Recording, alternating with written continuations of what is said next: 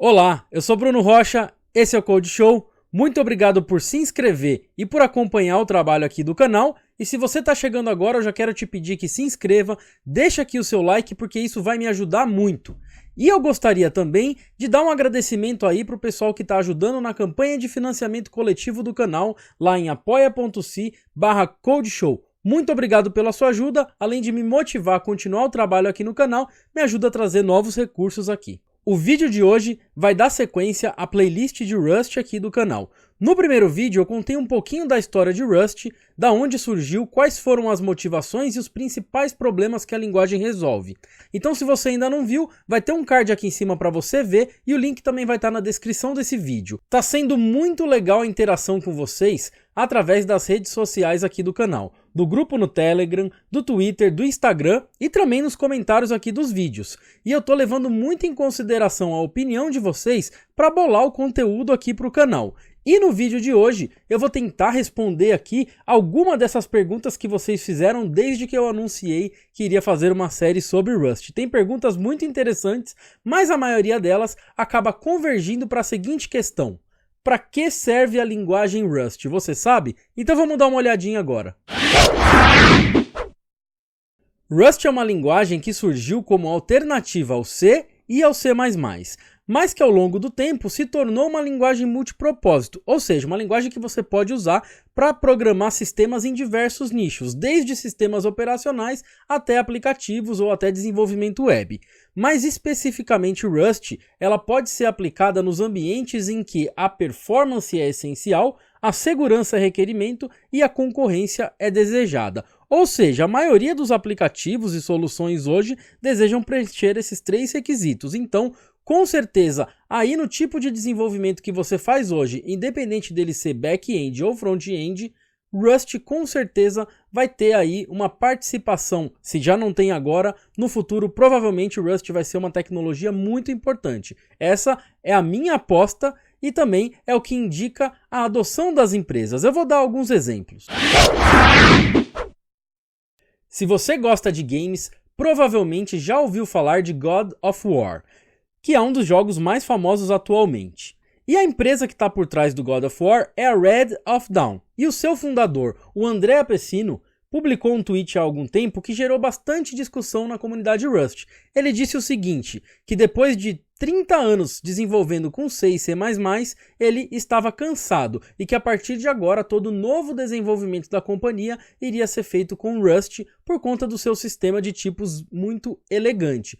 Ou seja, muito provavelmente agora na Red of Dawn, todos os componentes ali do Game Engine, principalmente aí de jogos como God of War, está sendo desenvolvido com Rust. E a Microsoft publicou recentemente um artigo no Microsoft Research Blog, onde esse artigo diz que a gente precisa urgentemente de uma linguagem de sistemas que seja mais segura, por conta de todos aqueles problemas que eu mencionei no vídeo anterior, os problemas de null pointer exception, problemas de comportamento indefinido, entre outras coisas, esses problemas conhecidos aí como os erros de $1 bilhão. E a conclusão deles é que atualmente Rust é a melhor opção para a indústria adotar em busca de sistemas cada vez mais seguros.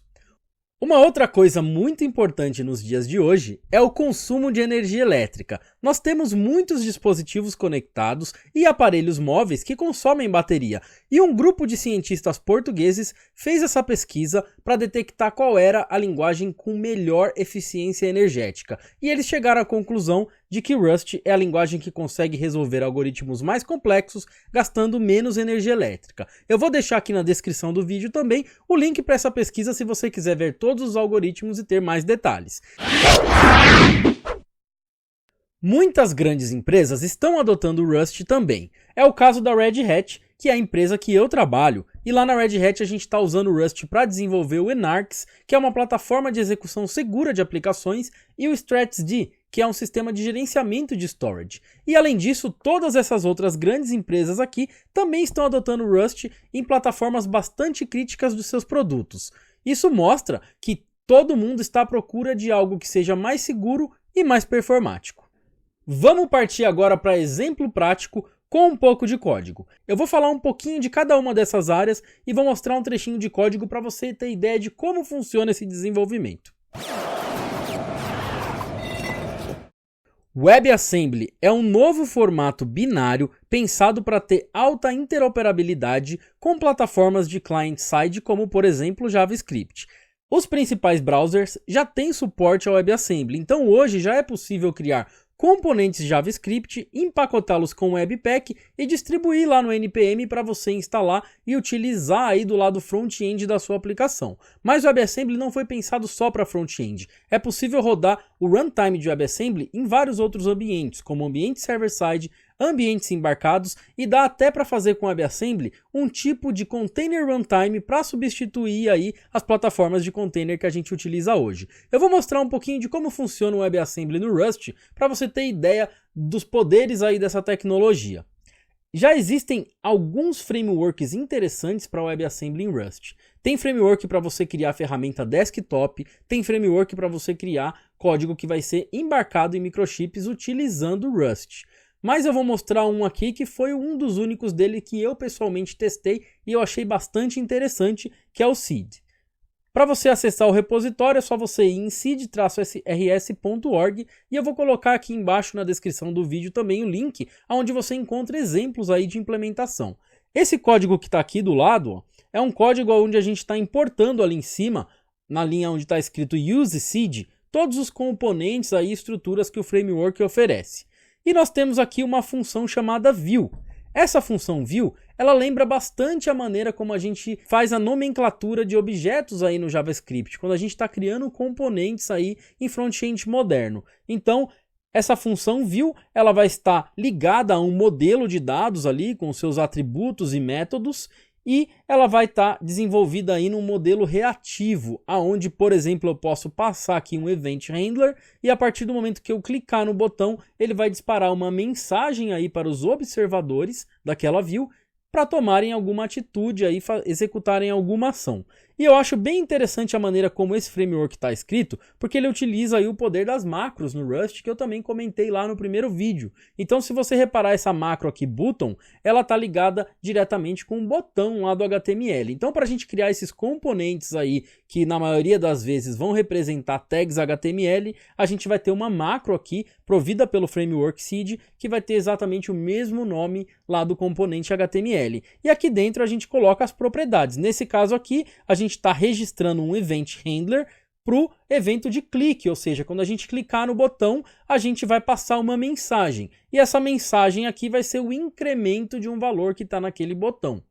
E a mensagem vai ser Hello World mais o valor que a gente tiver dentro daquele modelo de dados. Ou seja, cada vez que eu clicar no botão, eu vou ter um contador que vai aumentar 1, 2, 3, 4. Mas o mais importante desse código está aqui embaixo onde eu coloquei essa setinha, que é onde a gente coloca esse atributo aqui, marcando essa função render para ser a função de start do binário WebAssembly que a gente vai compilar.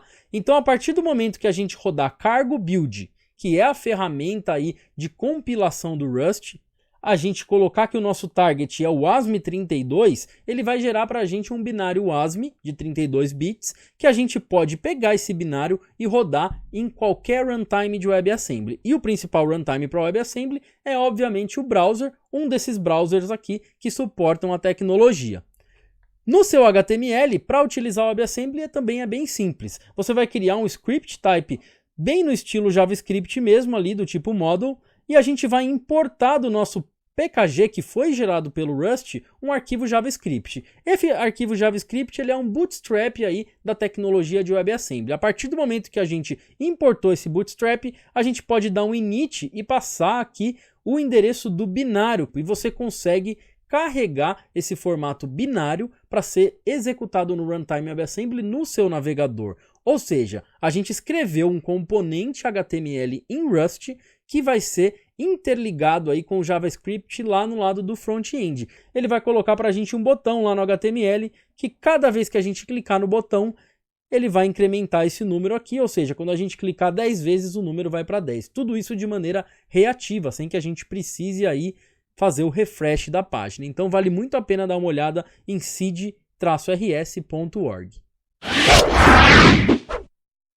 Uma outra área que o Rust tem se destacado bastante é no desenvolvimento de ferramentas de linha de comando, as famosas aí CLI.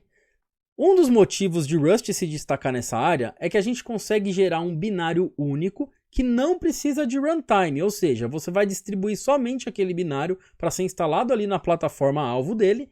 Essa aplicação que está aqui nesse exemplo, chamada Calculator, ela recebe ali um argumento chamado sum, e para o sum a gente passa uma string contendo aí uma quantidade aí infinita de números separado por espaço.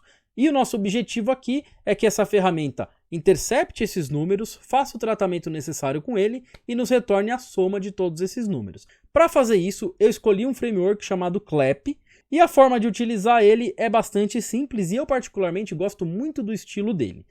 Repare aqui que dentro da função main eu estou criando um app que vai ser aí a minha referência para a aplicação de linha de comando em si. E eu utilizo aqui o padrão que a gente chama de Builder Pattern para poder criar um novo objeto em Rust, passando aqui qual que vai ser o nome daquela aplicação. Então olha que aqui em cima eu chamei ela de Calculator, aqui eu também estou chamando de Calculator. A partir desse momento aqui, eu vou ter uma instância do app e eu posso começar a compor ele com uma chamada em API fluente, que são aquelas APIs que a gente vai chamando vários métodos encadeados até que no final a gente tem um objeto completo. E é assim que funciona o Clep. Eu coloco aqui uma chamada para .arg e aqui dentro eu passo uma instância aí de uma outra estrutura que eu importei do Clep chamada de arg. E aqui eu especifico qual que é o nome, se ela vai ter valor ou não, posso colocar as mensagens de help e todo tipo de configuração que eu precisar. Se eu tiver subcomandos, os subcomandos também serão encadeados aqui nessa API fluente. E no final eu chamo esse método getMatches, que é ali o método que vai realmente pegar as mensagens que estão vindo da linha de comando e vai fazer o tratamento, o parse e transformar isso tudo serializado para mim em estruturas de tipos Rust. A partir desse momento aqui, eu posso utilizar Rust para programar aí a lógica da minha aplicação de linha de comando.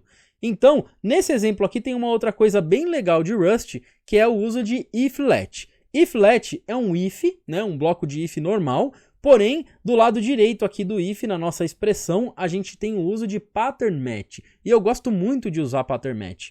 Pattern match é uma coisa legal porque eu consigo fazer um if e testar se essa expressão aqui fez um match. Se essa expressão fez um match, eu entro no bloco e executo esse if, caso contrário, eu não entro. Então, nesse exemplo aqui, eu estou checando se dentro do meu app, ali, depois de eu parsear todos os argumentos, existe um valor para o argumento sum. Se existir, ele vai fazer o match e vai jogar esse valor para mim aqui dentro do numbers. Se não existir, ele simplesmente vai passar para o próximo bloco de código que eu tiver implementado lógica, por exemplo, para outros comandos. Numa calculadora, por exemplo, eu vou fazer a soma, a divisão, a multiplicação e aqui embaixo o que eu estou fazendo mais uma vez é chamar essa API fluente aí no estilo funcional de Rust, que eu acho particularmente muito bacana. Eu estou criando aqui uma nova variável do tipo inteiro, e eu estou passando para ela esse numbers, que inicialmente vai ser uma string. Porém, eu estou chamando aqui vários métodos encadeados. Eu estou fazendo um split para o whitespace, que vai me retornar de uma string única todos esses números separados, cada um em sua string. E depois eu faço aqui um map, que também é uma outra coisa de programação funcional muito interessante. E aqui para dentro do map, olha, eu estou passando uma closure, que por exemplo em Python é chamado de lambda, ou seja, uma função anônima. E essa função anônima recebe o argumento number, que vai ser cada um daqueles números ali que eu estou passando aqui em cima. E aí eu estou fazendo um parse para poder transformar, para poder converter aquele número para um inteiro também. E no final eu faço um unwrap, porque em Rust a gente não tem nulos. A gente precisa encapsular os nossos retornos ou no objeto result ou no objeto option. Mas isso também vai ser tema para outro vídeo.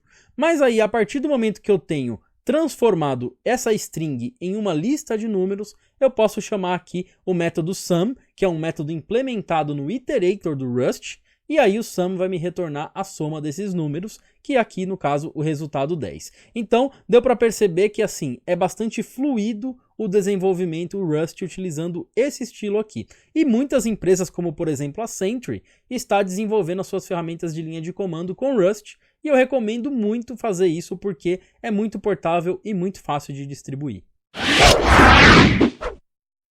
Sistemas embarcados também é uma área muito interessante para Rust, por conta de todos esses motivos que eu já te falei. Baixo consumo de energia, a não necessidade de ter um garbage collector e um runtime, e também o fato de ter uma alta segurança em uso de memória. E tem muito projeto legal surgindo com Rust para sistema embarcado. Nesse link aqui em cima, Rust Embedded lá no GitHub, que também vai estar aqui na descrição do vídeo para você consultar, tem alguns exemplos aí de projetos embarcados utilizando Rust. E eu separei um aqui que eu achei bastante interessante.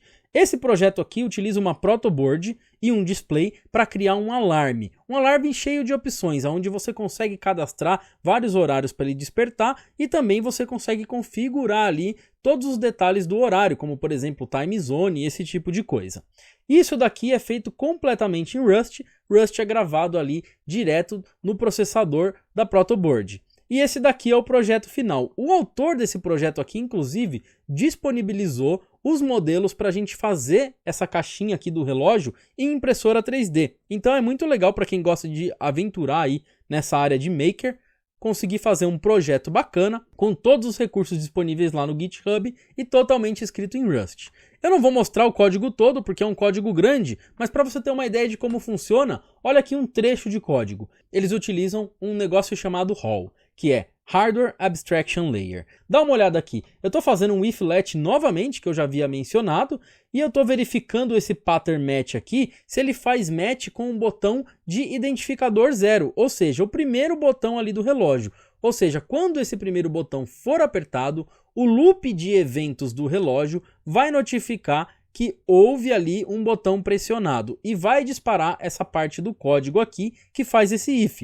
Se por acaso o evento de pressed for igual ao botão 0, significa que eu preciso tomar uma atitude. E essa atitude nesse caso aqui é primeiro parar o som, né? Porque vai estar tocando o alarme. A melhor coisa é você, assim que eu apertar o botão, parar o som de uma vez. E depois eu vou disparar uma outra mensagem para o meu sistema aí reativo para poder fazer o cancelamento daquele alarme. Então olha que legal, é mais um exemplo onde a gente consegue usar pattern match e o sistema também baseado em mensagens. Então eu recomendo muito que você vá lá no Showcase e no repositório do Rust Clock se você estiver interessado em fazer um projeto como esse. Chegou o tópico que todo mundo pediu aqui para eu comentar nessa série sobre Rust, que é o uso de Rust para desenvolvimento web e web APIs. E eu trouxe aqui 3 frameworks, porque esses aqui são os frameworks que eu particularmente conheço, fiz algum experimento com eles, mas já tem uma infinidade de outros frameworks que também são bastante legais. E agora eu vou comentar um pouquinho de cada um deles. É o Rocket, o Actix e o Warp. O Rocket é talvez o framework mais maduro do ecossistema web para Rust. Ele é um framework que tem muitos componentes embutidos nele mesmo. Ele tem gerenciador de configuração, linguagem de template e vários tipos de responders e serializers. Talvez ele seja também o mais próximo que a gente tem em Rust de um framework full stack, apesar dessa não ser a proposta original dele. Vamos olhar um pouquinho aí de como funciona o código dele. Digamos que eu tenho ali um endpoint que vai receber um request PUT, passando aqui esses dados aqui, né, um payload que vai passar aqui numa URL contendo um ID, digamos aí, de um registro no banco de dados. Eu escrevo uma função Rust e eu faço uma anotação aqui, eu coloco um atributo em cima dessa função. Esse atributo utiliza um recurso chamado Procedural Macros, que são macros procedurais, que é uma maneira aí da gente otimizar a sintaxe do código. E essa macro procedural ela vai mapear essa função aqui com o roteamento de URL desse /id que tem aqui no final quando eu receber esse request aqui com PUT. E ele também vai capturar para mim aqui um data, que vai ser um MSG, que vai guardar para mim todo esse payload aqui que eu passei. E aí aqui dentro eu consigo fazer o que eu quiser. Então reparem que aqui eu estou tentando verificar se aquele ID 25 já existe no banco de dados. Se ele existir, eu faço um update ali, eu insiro os dados que eu passei no payload. Se ele não existir, eu retorno um status de erro. Então o estilo de escrita aqui também é bastante fluido e o próprio framework já fornece esses tipos aqui de resposta e também os tipos para a gente modelar a nossa aplicação. Aqui embaixo nesse exemplo, se eu tiver um formulário HTML como esse daqui que tem um campo de description, eu consigo utilizando o Rocket, colocar uma anotação aqui de post, mapear a minha URL para receber os dados que estão dentro daquele formulário ali. Então eu faço tudo isso daqui com tipos bem definidos, ou seja, eu tenho uma classe aqui, na verdade classe não, né? Porque em Rust a gente não chama de classe, é uma struct chamada de task. E aí, quando o Rocket receber aquele request ele vai mapear para a gente, ele vai serializar esses dados para dentro daquele formulário que representa uma task. E aqui dentro a gente consegue acessar os atributos daquilo, ou seja, todos os dados que foram passados no formulário tornam-se automaticamente atributos do nosso objeto ali da nossa struct. Então eu consigo pegar aqui o description e chamar aí alguns métodos, como por exemplo verificar se ele está vazio ou não, rodar validadores e todo esse tipo de coisa. Um outro framework bastante promissor é o Actix. O Actix, ele utiliza um framework chamado Actix por baixo, que é um framework baseado no modelo de atores. E aí ele tem esse outro módulo chamado de Actix Web, que é o que a gente utiliza para desenvolver aplicações web e principalmente REST APIs. Uma das coisas que eu acho interessante do Actix, além do modelo de atores, é o fato de que ele é bastante voltado para você desenvolver ali as views assíncronas. Então nesse exemplo aqui você está vendo que a gente tem um async function e essa sync function retorna um responder. E o Actix também tem vários tipos de responder já e você pode implementar os seus. Nesse caso aqui, ele vai retornar para a gente um texto ali na tela, ou se a gente quiser, a gente pode inclusive usar formats, a gente tem responder para transformar em JSON e todo esse tipo de coisa. E aqui embaixo, quando a gente instancia o nosso app, mais uma vez a gente usa o Builder Pattern e para criar aí as rotas, né, para mapear uma URL com cada uma das funções que a gente criou, a gente vai utilizar aquela API fluida do Builder Pattern e a gente pode chamar esse .root aqui quantas vezes a gente quiser para quantas rotas a gente tiver ali no nosso aplicativo. E esse aqui é um exemplo muito simples, mas tem muito mais coisas aí complexas que você pode fazer com o Actix. Um outro framework bem interessante, que é um pouco mais novo, é o Warp. O Warp, ele tem um estilo mais minimalista e ele segue mais a linha funcional. E eu acho que esse é um dos motivos pelo qual eu tenho gostado um pouco mais do estilo de desenvolvimento dele. Dá uma olhada aqui. Dentro da função main do nosso código Rust, a gente consegue criar aí os nossos objetos utilizando, por exemplo, essa macro path que é fornecida aí pelo Warp. E essa macro recebe aqui qual que é o caminho, ou seja, qual que é o roteamento de URL. Que eu vou ter uma URL chamada hello, que depois da barra ela recebe uma string. Então, isso daqui é uma coisa que eu acho muito interessante, é o fato do uso de tipos fortes aqui. Eu não estou utilizando string based typing, eu estou realmente utilizando um tipo de dado Rust para definir a minha rota. Se eu tivesse, por exemplo, aqui um outro argumento que fosse um inteiro, eu poderia usar um tipo ali que fosse inteiro ou até implementar um tipo meu que representasse, que fizesse um match com aquela string. Então isso aqui eu acho sensacional, evita muitos erros aí na hora de programar para a web. E aqui eu estou utilizando também um estilo aí mais funcional para chamar o map e passar para dentro dele uma closure. E essa closure aqui, ela vai retornar, né? Ela vai receber aquele argumento que foi passado aqui como string e aí ela vai fazer o que quiser com aquele argumento. Se eu tivesse vários argumentos sendo recebidos, eu poderia mapear isso daí utilizando o map ou até passar isso daí para outra função. E aqui embaixo, para subir o servidor de desenvolvimento do Warp, é só fazer um Warp Serve e dar um run e passar os atributos aqui, que a gente inclusive consegue capturar de linha de comando.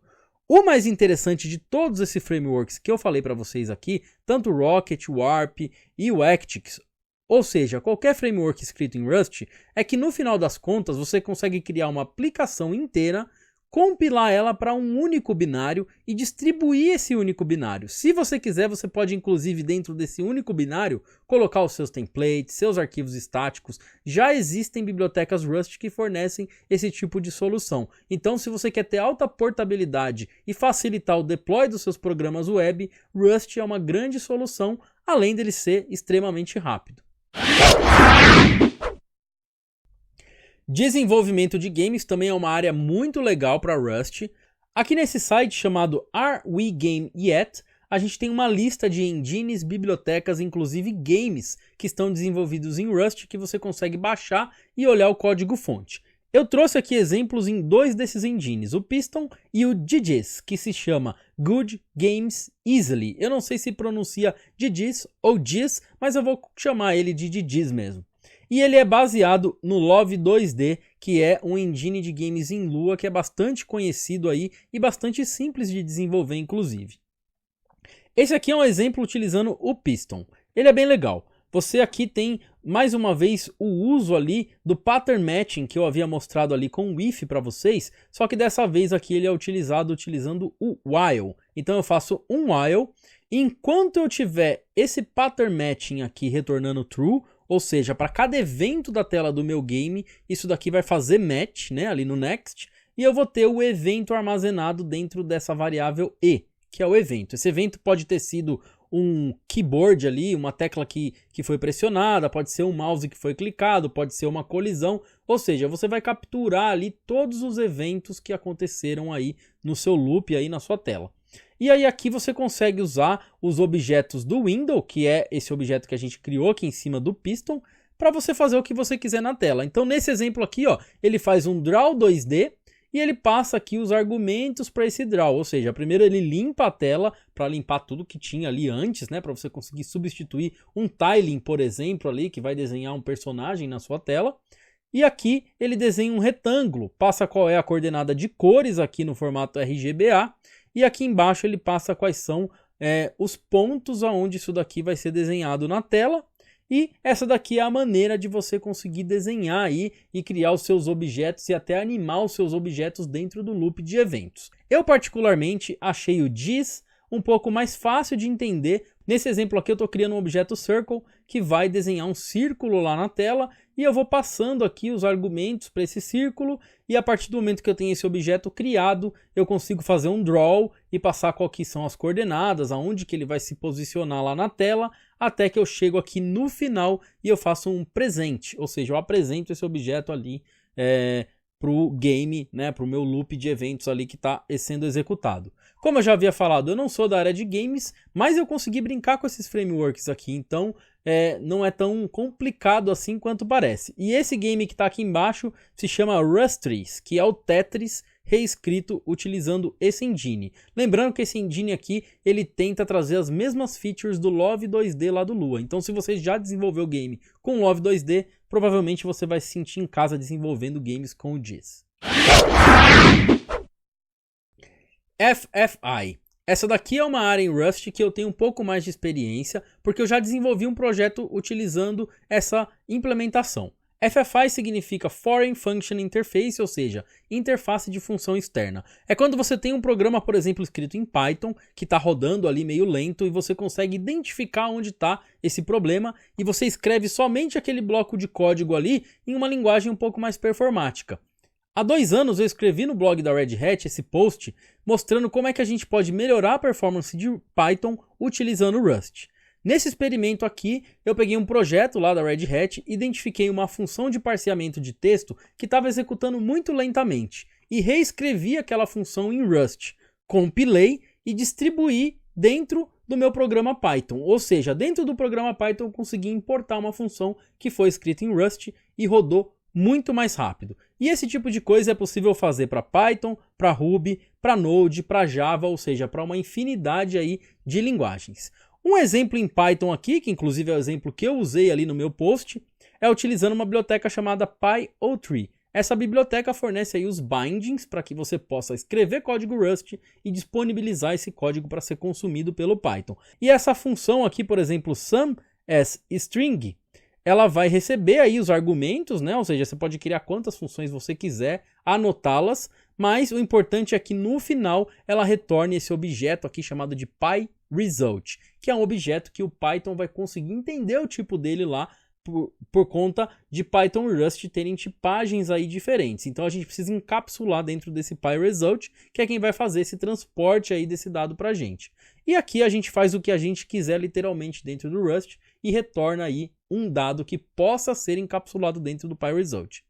Lá no final, a gente tem que transformar essa nossa função, esse conjunto de função, em um módulo Python, para que na hora que a gente compilar, o Python consiga entender esse código. Então a gente anota mais uma vez aqui com o atributo de PyModule, cria uma função que vai representar aquela função ali, e o interessante aqui, ó, é que essa função ela recebe um argumento Py, que é do tipo Python. O que seria isso? O argumento do tipo Python, ele é uma referência direta para o Global Interpreter Locker do Python, a famosa GIL. Ou seja, a gente dentro da função Rust, a gente recebe uma referência para o Global Interpreter Locker do Python. E a gente consegue, a partir daqui, chamar aí e utilizar features que são intrínsecas do interpretador Python. E aí, o que a gente vai fazer então? Se a gente tem acesso ao interpretador Python dentro do Rust, a gente consegue registrar novos módulos lá dentro. E é o que a gente faz aqui embaixo. A gente adiciona uma nova função que faz referência à função escrita em Rust e retorna OK para dizer que tudo ocorreu corretamente. Então, esse exemplo de código aqui ele é bem simples. Se você copiar ele, colocar no seu projeto Rust, compilar e depois copiar ali as bibliotecas que foram geradas para o seu projeto Python, você consegue importar ele normalmente lá do seu Python. Você consegue fazer from, nome do seu módulo, import e o nome da função aqui que você exportou de uma maneira transparente. Então, eu recomendo muito, se você tiver aí uma função no seu Python que precisa ser otimizada e você já tentou todos os recursos de otimização que o próprio Python tem, Rust pode ser uma boa alternativa para você. Bom, e por hoje é só. A ideia desse vídeo aqui era responder a pergunta: para que serve a linguagem Rust? Eu acredito que você já conseguiu ter uma ideia aí de onde dá para aplicar a linguagem, ou seja, dá para você desenvolver embarcado, dá para fazer sistemas operacionais, dá para fazer aplicações web de alta performance, microserviços, APIs, games, ou seja, é realmente uma linguagem multipropósito e que tem hoje um grande uso aí em WebAssembly, em blockchain e em todas as áreas que você precisa de alta performance e alta segurança. Então, se você está interessado em Rust, se inscreve aqui no canal e fica de olho nessa playlist que eu vou continuar trazendo várias dicas e a gente vai começar a entrar aqui dentro dos tipos de dados e das estruturas principais aí de Rust. E não esquece de seguir aqui o Code Show em todas as redes sociais aí que você utilizar e dar o apoio aqui para o canal compartilhando. É isso aí, muito obrigado e até o próximo vídeo.